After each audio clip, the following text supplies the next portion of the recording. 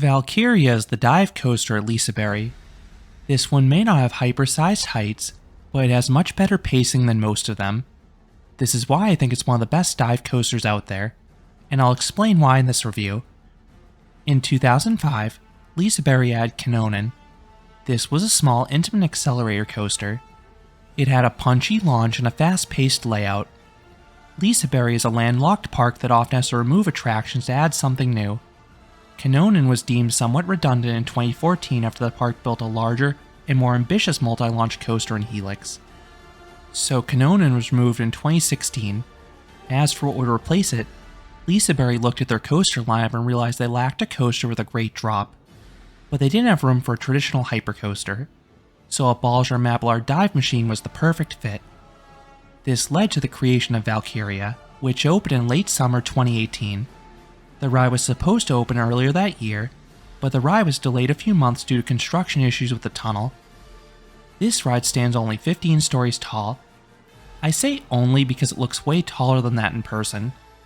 This coaster looks about as tall as the larger dive coasters in North America, but it's all about perspective. This ride is a real presence. I love how the first drop goes right next to the midway, and the bronzish gold track looks nice. And if you stay at the park's Grand Curiosa Hotel, you may get a spectacular view of the coaster from your room like I did. If not, you get a fabulous bird's eye view from the hotel's rooftop bar. Along with the ride's physical presence, it also has some theming prior to boarding. You access the coaster through this ornate building. The ride is a solid custom soundtrack from Imascore, and then the station is a series of symbols and projections, as the ride is themed to Valkyries, which are winged creatures in Norse mythology that carry fallen warriors to the afterlife. There's no theming during the ride itself, but that's fine and about par for the course for most dive coasters. Valkyria has pretty darn good capacity. It typically runs 3 trains. Each train has 3 rows of 6, so they can hold a max of 18 riders. Dispatches are fairly quick, as the B&M restraints are easy to check, and the park preemptively grabs loose articles before guests step onto the load platform, which really helps speed up operations. One note if you have any larger articles like a bag. This is one of the only rides I can think of in Europe that requires guests to put items in a paid locker. These are accessed before you enter the queue line. It's not surprising in America if you visited Cedar Fair, SeaWorld, or Six Flags, but it seems shocking to a lot of locals. On a busier day, don't be surprised if the standby line reaches the 30 to 45 minute mark. Towards the end of the queue, you have 2 lanes available, one for the front row and one for the back 2 rows. While most people prefer the front row in dive coasters for the view, I actually prefer the back car for the superior airtime on the drop. There are some ways to avoid a lengthy queue. First, you can use the single rider line. This is the first attraction at the park to feature one, and it was very much appreciated. I visited on a summer Saturday, and the single rider line was no more than a 5-minute wait all day long. Second, you can use the free virtual queue system. You can book return times for attractions, including Valkyria, on the park's official app. You can book 1 ride at a time. Return times for Valkyria are some of the fastest to deplete, but the park does add more as the day progresses, so keep checking for one. You get a 10-minute window, and when you return, you shouldn't have more than a 5-minute wait. It is worth noting the virtual queue lane does not allow you to sit up front, so keep that in mind if that's an issue for you.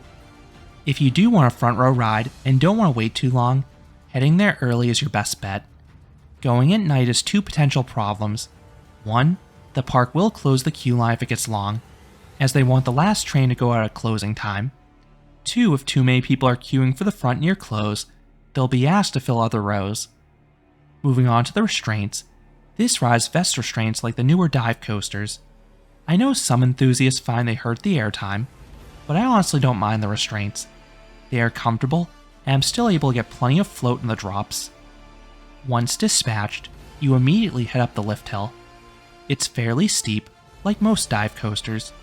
At the top, you have a slow turn offering great views of the city and park. Liseberg is in such a beautiful location, and this ride showcases that perfectly. You then slowly creep over the edge and are stopped by a holding brake. This forces you to stare at the dark tunnel down below. After about 3 seconds, you are released down the vertical drop. This drop is 164 feet or 50 meters in height. You get decent and sustained floater airtime the whole way down, but it's a smidge more powerful in the back as you're pulled over the apex. The Polo is notable for two reasons. First, you head into this mist-filled tunnel, and if you ride at night, it also has some neat purple lighting effects. Second, it offers good positive Gs, and those are maintained as you climb into the obligatory Immelmann. This maneuver almost always follows the drop on B&M dive coasters. While the rise upwards is good, the twist out of the inversion is not anything special. Next comes an overbank underneath the lift hill. It's fast, but it's not particularly forceful. You then head into a backstage area for the Zero G roll. I was expecting this element to be nice and floaty, much like it is usually on a dive coaster, but nope. It's a really fast and whippy element. It induces quite a bit of laterals as the train charges through it. Then if you ride towards the back, you will also lift out of your seat a bit simultaneously. You then have a forceful spiral upwards. Immediately after this, you have a speed dip. You have a lot of speed going over it, so it gives solid floater airtime for all.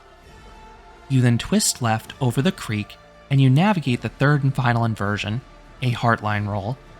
This maneuver is really stretched out, so the train takes its sweet time going through it. This results in good sustained hang time. It reminds me of those slow barrel rolls on B&M wing coasters.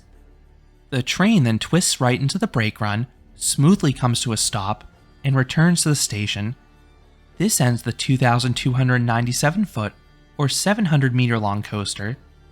I hinted at this earlier, but Valkyria's pacing is one of the biggest strengths over the other dive coasters. Not only does it hold its speed better, but it has no mid-course brake run, so it goes full tilt start to finish. In many ways, this feels similar to Emperor at SeaWorld San Diego.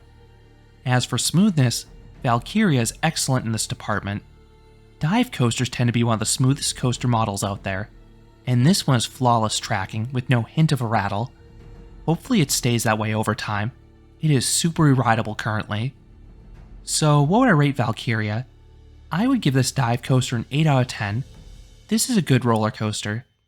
I like how it sort of feels like a large-scale dive coaster with a drop, but the ride is the quicker pacing of the smaller dive machines. I really like how this ride keeps its speed, and the 3 inversions are quite good. While I do prefer some of the dive coasters in North America, I think Valkyria is the best one in Europe, and it was a perfect fit at Liseberg, since it complements their other coasters nicely. So those are my thoughts on Valkyria at Liseberg. What are your thoughts on this B&M dive machine? Is it one of your favorites as well? Let me know down in the comments. If you enjoyed this review, I would appreciate it if you gave this video a like, and you considered subscribing, because there'll be a lot more roller coaster and amusement park videos here at Canopy Coaster. Thanks for watching.